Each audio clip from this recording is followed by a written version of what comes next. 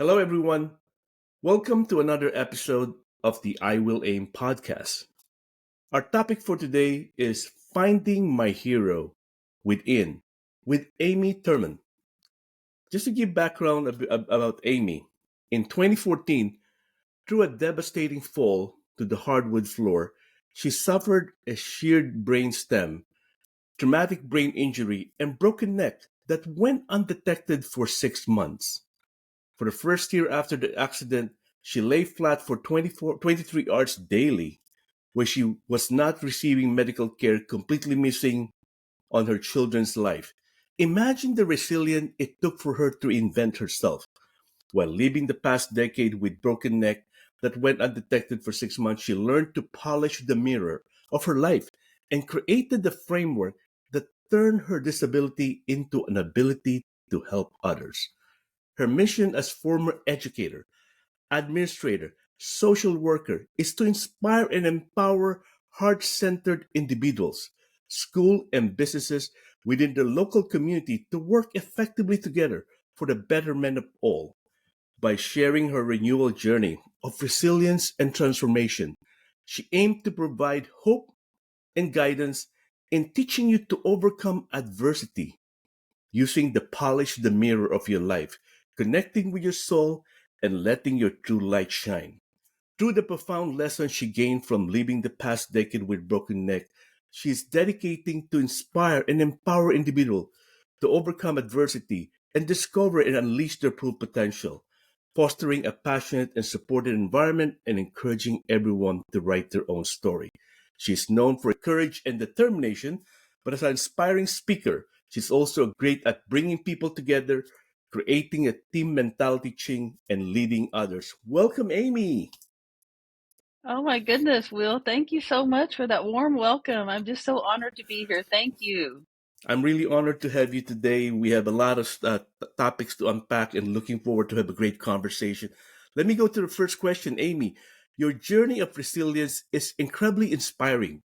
Could you share the moment when you realized you need to shift your mindset from focusing on disability to seeing as an opportunity to help others?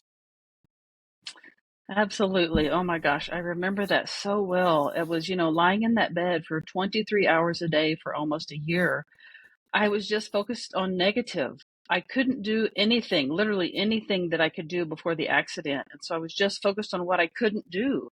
And it was a miserable existence. When you're always focused on the negative, it's a miserable existence.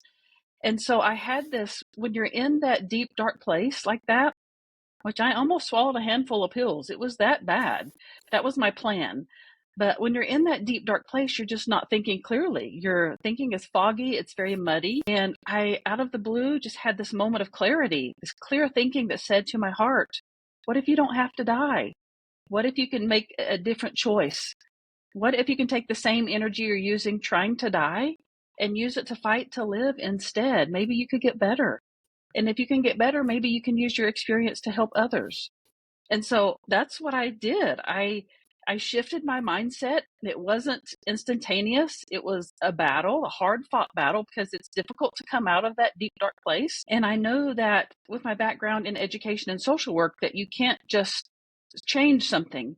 You have to stop it and then replace it with something else. And so I chose to replace it with uplifting messages. I began listening to a podcast and audiobooks from Dr. Wayne Dyer and Tony Robbins and Mm. Rumi and all of those luminaries. And I was introduced to the wisdom of Rumi and this poem that changed my life. It goes like this: Ye who seek God apart, that which you seek thou art. If you wish to seek the beloved's face, polish the mirror and gaze into that space. And that spoke to me on such a deep level. And it told me that every answer I seek can be found within. I was looking outside of myself for some doctor or some hero or some knight in shining armor to come rescue me from this miserable existence. And what this taught me was that every answer I seek could be found within. I was looking in the wrong place. I found out that my hero was actually found in my reflection in the mirror. Wow, what a powerful story and message of uh, reflecting in yourself and finding that answer within you. Such an inspiring story, and I want to really unpack those in the coming questions. First, I want to do a shout out. Each episode, I do a shout out. I want to dedicate this episode to my eldest daughter, Faith. She's a senior in college. Really inspired with her journey, hard work, and dedication. So, Faith, I'm really proud of you. This episode's for you. And Amy, who do you want to do a shout out to? Will, I also want to dedicate this to my daughter Haley.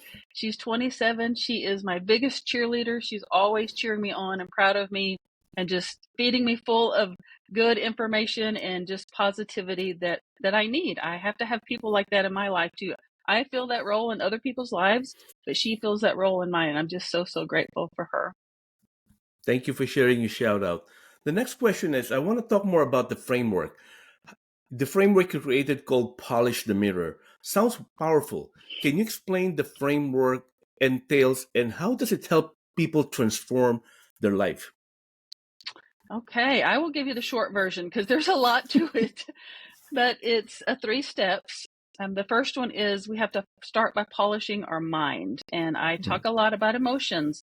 I learned so much about my emotions when I laid in that bed, for almost a year, about how I felt and how they affected me and what they were doing and how they affected what I was thinking and how what I was thinking affected what I was doing. And it was just this cycle. And so we start by helping people understand being able to be aware of their emotions. What is it you're feeling and how are you feeling? Those are 2 different things that I won't go into right now, but they tell us a lot. Our emotions are part of our communication system. Our society teaches us to bury them, to not feel them, to not Mhm. acknowledge them, to push them away, to resist them. But that just makes it harder. When we're able to acknowledge them and understand them and allow them to serve their purpose and accept the message they have, life is so much easier. So we start there with polish the mind, and then we move to polish the mirror, which is learning to connect with your soul. Society pushes right now, the buzzword is self love. Everybody's saying self love when it should be soul love. There's a difference in self love Wow. and soul love. And polishing the mirror is about moving from self love to soul love. You have to reach the level of self love before you can move to soul love. Some people aren't even practicing self love, so it takes more time. But that's the second step. So we polish the mind, then we polish the mirror by learning to connect with soul love. And then the third one is polish the mission, because we all Mhm. have a mission. We all came here knowing who we are and knowing what our purpose was. Well-meaning, well-intentioned people in our lives began to try to change us, telling us that's not how we do it. That is offensive. Society doesn't do it that way. Stop doing that. And so we are forgetting who we are and what we came here to do. And so polishing the mission is a remembering of what is our mission? Why did we come here? And what is our purpose? And how can we use the other 2 steps to move this mission forward so that you can live the life of your dreams? I think I love the three-step approach, but more importantly, I love the polish the mission. Going back to your purpose and why you do what you do and how you're actually contributing and helping so many people. Thank you for sharing that framework. Next Of question I have course. during the 6 months when you have broken neck and went undetected, what were the biggest challenges you faced, both from physical and emotional perspective, and how did you push through? Because you talk about like fighting through and there are days that are tough. Like how did you like muster the courage? What was inspiring you to do that? That's a question I get a lot because people cannot fathom how someone could make it through that. And I have always been I was a very determined child. My mother will tell you that I was a very determined child.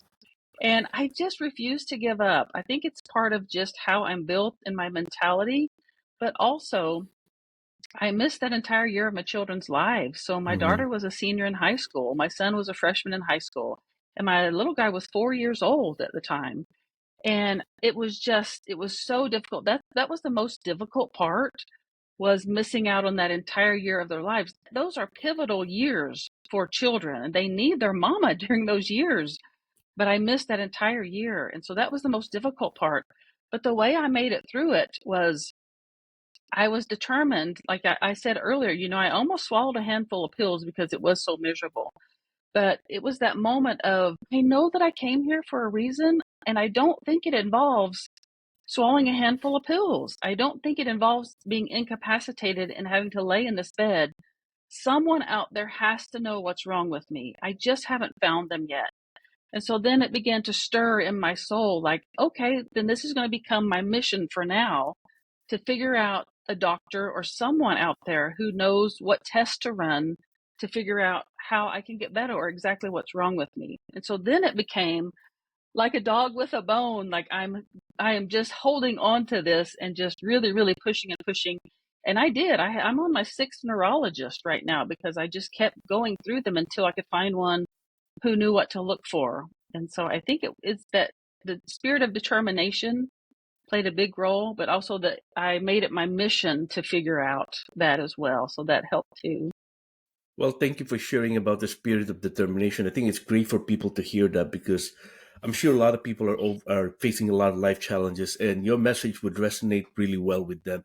And that's one of the reason I do the podcast is to share like the message of my guests, to get that message out there, let people know you're not alone. And secondly, you could reflect on how other people have done this and overcome it. So thank you very much for sharing that. Next question I had. Your personal story include balancing the role of mother, educator, patient. How did missing your children's life during the recovery impact your personal transformation? Oh my goodness. Yes, I was an educator. I worked at a university. One day, the very next day, I couldn't even take myself to the restroom. And so then, my husband and I had the three children, and he had a full-time job. And it was very, very difficult because our life literally changed in an instant. And that's something that I want to bring to the forefront, is that you never know what the next moment holds. Like Hmm. literally the day before that accident, my husband and I had lunch together. We worked in different areas of the city, and we met together and had lunch together. And he had this annoying habit of taking pictures of me. And so on that day, he said, "Turn your head this way. The light is perfect." And he took a picture of me. And within a matter of hours, our lives completely changed. And so I cherish that picture. It may bring me to tears. I cherish that picture because that was a whole different version of me. And you just never, ever know what the next moment may hold. And so it's brought a sense of appreciation and gratitude to me that I never have experienced before. I have not experienced on this deep of a level because everything was stripped away from me. Literally everything was stripped away. And so anything that I'm able to do or have, or ways that I'm able to help people now, just really, really feeds my soul. And that's my purpose now, is to use what I've been through to help other people. And so that horrific experience became a gift, and now I can use it in a way that helps other people. And so I don't know if that answers your question or No, not, but it did. It did. I think especially the last part, right? Taking what happened to you that is tragic and as difficult as it is, and being able to turn it around and help other people. Not many people do that a lot, and thank you for doing that. And I think it also made me think about you're not guaranteed tomorrow, right? Like you said, you had a wonderful, lunch with your husband, a few hours before, and then all of a sudden, if the blink of an eye, things changed.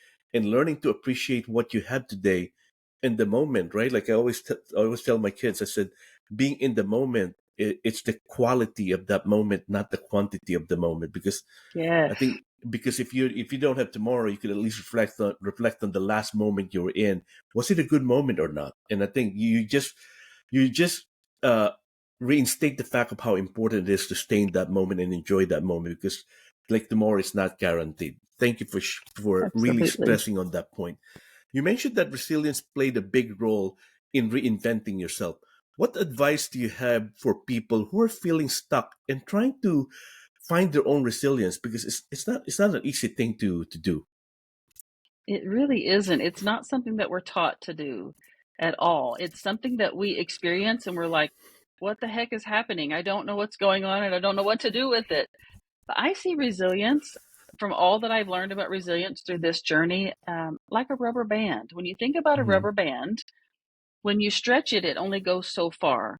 Then you bring it back to its center. When you stretch it again, it goes a little bit further.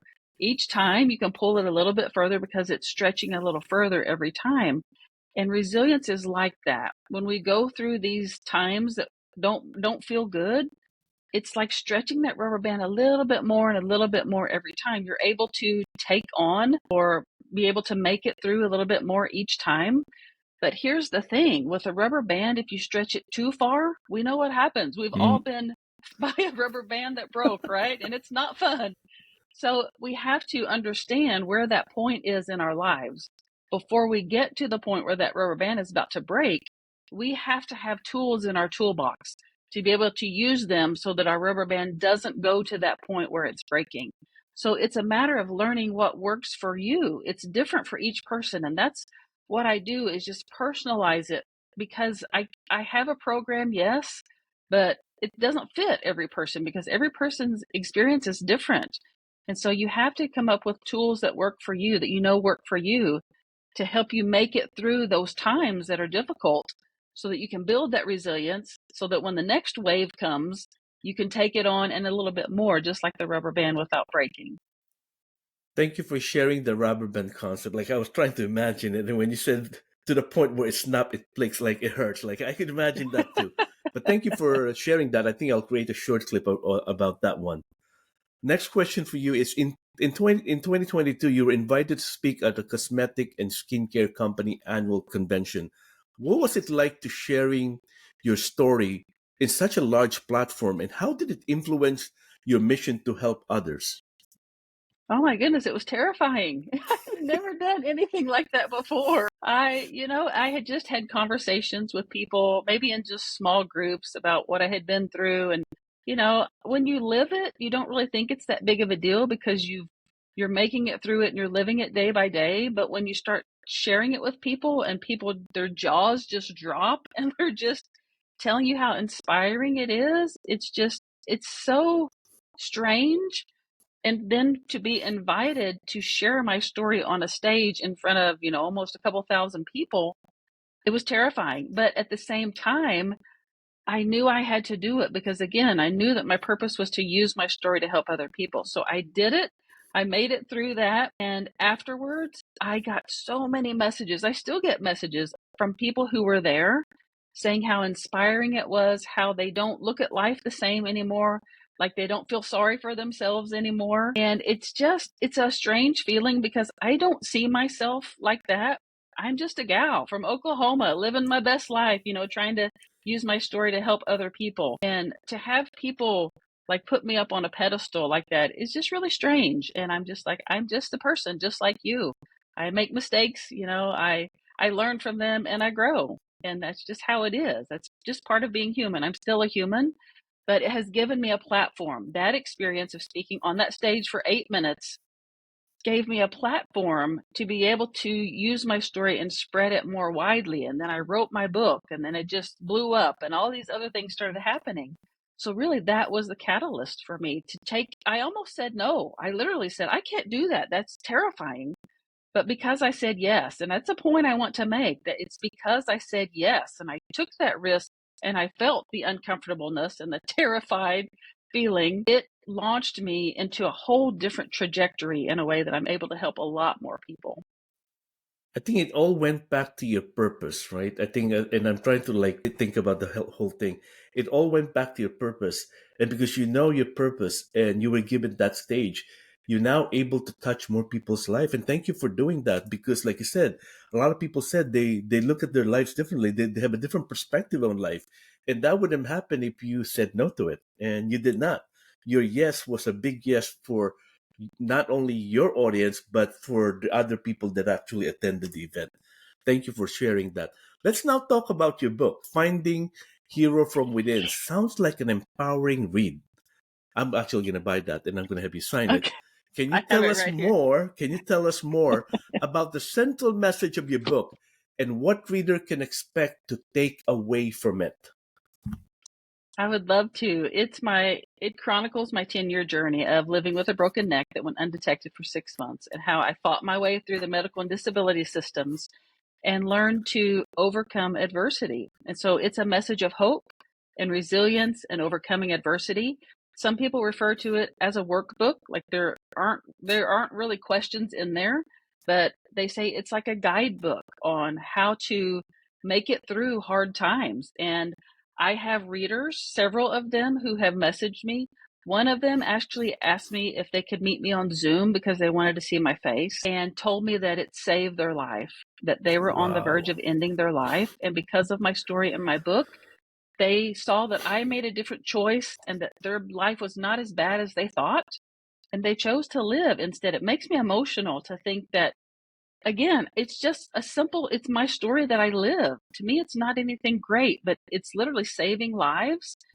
And so it's a powerful message. And it also includes, I think, 3 chapters about polishing the mirror, about how that came to be, and some little some little ideas of ways that you can incorporate it into your daily life. And it's just a little snippet of those. Working on my second book that will have even more of that in there. But yeah, it's helping people with the message of hope, resilience, overcoming adversity, and choosing to fight to live. I think what's really like touched my heart really is around the person who said you saved their life. Right? That's just like wow. Even just one person who said that, it's like you did make a difference in this world. And I'm sure a lot of Yes. people have read it, also love it. I'm gonna now buy it and read it too because I think everyone needs an ounce of learning on how to be more resilient. Because you never know. But I think Yes. really, I'm definitely gonna buy it. Um, Well, thank you. Next question, and I'm gonna talk about that book after I read it. You talk about the polishing the mirror, and that's part of the 3 step and connecting with your soul. I think I also like want to learn more about that. What are some of the practical steps or exercise people can do to begin the process of self reflection and then transformation? Yes. It is definitely a process. People want we in society, we have this gratification, instant gratification, and that is not what this is. This is a process that we have to work through. And so some people that are turned off by that because they want it to be instant. It doesn't. It's not. That's not how your body works or is gonna but it's mainly the difference in self-love and soul love that I was talking about before. One of the things that I love to share is that self-love is based in fear. It's fear-based, and Mm, soul love is completely unconditional love. So when you think about self-love, it's setting boundaries, it's taking care of yourself, it's protection, it's mm. prevention and protection. So it's a fear-based model, really. But that's what everybody's pushing right now. But when you think about the soul is unconditional love. It leads to love. It's accepting yourself not only for who you are, but who you're meant to be and who you're becoming. It's acknowledging that I don't have to have validation from outside myself. I have all the validation I need from within. And it's just wholly and fully loving yourself for who you are and for who you're becoming. And so there's a huge difference there in self love and soul love. I have a series right now I'm doing on my social medias about self love versus soul love because it's so important to me and I've learned so much about it and it's literally changed my life. In the last 8 months of my life, I have had a second major neck surgery, 2 car accidents, had a box of my books stolen off my porch, my house was in a fire, my son broke his wrist, had COVID, all these things, and so people are saying, how are you doing that? Like, how do you still stay in this mindset when you've been through all of that stuff within just 8 months? And I said, it's because I live from a place of soul love. I just see things as love now. Yeah, I'm still human. I still, go have my ups and downs, but for the most part, I just live in a place of love, and it makes such a huge difference. Wow, you even shift my mindset because I keep on thinking about for the longest time self love was something that I also talk about to people and how important self love. And now that you mentioned, wow, that's stemmed from fear. Wow, I didn't know Yeah. that, right? But I'm very appreciative that we talked about today, and I'm going to think about more soul love. I think I'm shifting my mindset. I really want to thank you for that because I wouldn't know that if you weren't a guest on my podcast. So I always said to people, I learn a lot from every single guest of mine. So I'm going to be talking to people about soul love, and I'm going to attribute that to you when I mention it. So thank Well, you for thank sharing you. that. And now I want to focus on spreading the idea of soul love. Next question I had: as someone who brings people together, which you've obviously really very good at bringing together people together, to speaking and teaching, what do you hope the audience or audience or the reader of your book would take away from hearing your story, especially the terms building compassionate and supportive community? Because that's what we need these days. It's a community that are compassionate and supportive. Absolutely. I would say it's that everyone has that power within. We all have that power within ourselves that I was able to tap into when I was lying in that bed for 23 hours a day. But we're so busy right now. This is what I'm finding when I go to try to help people move from self-love to soul love, is that everyone is so busy, and most of the time people are busy because they don't want to deal with what's inside. There's Yes. so much inside that we have pushed down and shoved down, hopefully never to be seen or heard from again, because we don't want to have to deal with it. There's trauma, there's pain, there's all kinds of stuff down in there that we've stuffed down on purpose. But we can't go anywhere. We can't move through life. We can't move to the life of our dreams without allowing those things to surface and to serve their purpose. They served a purpose in our lives, but when we shove them down or resist them, then they become a hurdle for us to overcome. And we keep trying to overcome that hurdle and overcome it, but we can't because we're not willing to deal with what's inside. And so that's the message that I want to send, is that there's a power that's deep down in there, but you have to start by opening that chasm and letting that stuff out, whether that means you have a therapist or that you just have a good cry, or that however you deal with it. I have a lot of tools that I use to be able to deal with that, but it has to be addressed. It has to be accessed and allowed to serve its purpose, really, before you can live the life that you're intended to live.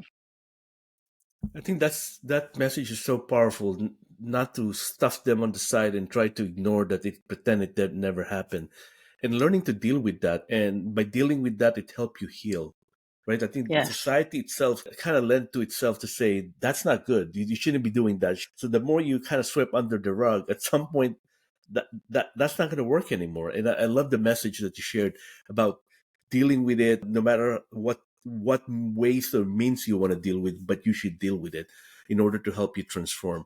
We talk about Yes. resiliency, we talk about polishing the mirror, we talk about the three step, and then we talk about how do my people push past some challenges they had. If you have three takeaway from today's episode, what would those three things you want people to remember? Definitely that there is a difference in self-love and soul love.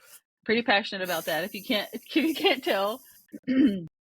And it's not something that most people are aware of, and so I want to bring that. I'm really working right now to send that message out into the world, to put that message out there that self-love is good. We need self-love because we have to have that to get to soul love, but that soul love does exist, and that's really where you want to be. So that's one. Pretty much what I said earlier about that we all have a power within ourselves that can be tapped into, and I think this is 2 and 3 combined, that when you tap into that power within, that's when you find the hero that you've been looking for. We're all looking for this knight in shining armor, this person to come rescue us or to come validate us or to make us feel important, when nobody external to us can give us that. If we find someone who does, then there's another thing that we're going to want or another thing that we're going to need. It's never going to meet that need that we have deep down. The only thing that's going to meet what we're really looking for is by looking in the mirror and finding that person, that hero that you're looking for in your reflection in the mirror. The person is there just waiting for you to catch its glance. For your whole life, that hero has been waiting for you to catch its glance. And it's there just waiting for you to tap into. And so those are the main things that I would love to, the message that I would love to send today. Thank you for sharing the three takeaway. It really resonates with me. The polishing the mirror, and the hero is within, right? It's the hero is within. Thank you for sharing that. Yes. I want to give you an opportunity to share with my audience how they might interact with you. How do they reach out to you? What are the platform or different social media platform that they could reach out to you with? Yes, I would love that. I pretty much have all the things, all the platforms, and they can all be found. All the links to connect with me on the socials can be found at my website, and that's www.getaimyshelp.com, GETAMYSHELP.com. My book is available there, and I have other things, other ways that you can work with me there. My podcast is also there. So just lots of goodies if you go check out my website. And I would love to connect with you. I love helping people, if you can't tell. And so I love being able to connect with new people and just serving, and figuring out in what ways I can serve people the best. First of all, Amy, I want to thank you for serving a lot of people, also being a guest on my podcast. I know you're an Emmy celebrity. I saw you're an Emmy too. I want to highlight that. You're a celebrity. You were a celebrity before, but even more now. And I want to encourage people to buy your books, and actually going to post it on my YouTube channel when I release the episode. Really sincerely want to thank you for your time today. It's really an honor for me to have you on my podcast, Amy. Thank you very much. Oh my goodness, it has been a pleasure for me. I have loved this so much. I really, really appreciate the opportunity to help spread this message, because that's what it's all about, collaboration, right? Not competition. Thank you, Will. Thank you, Amy.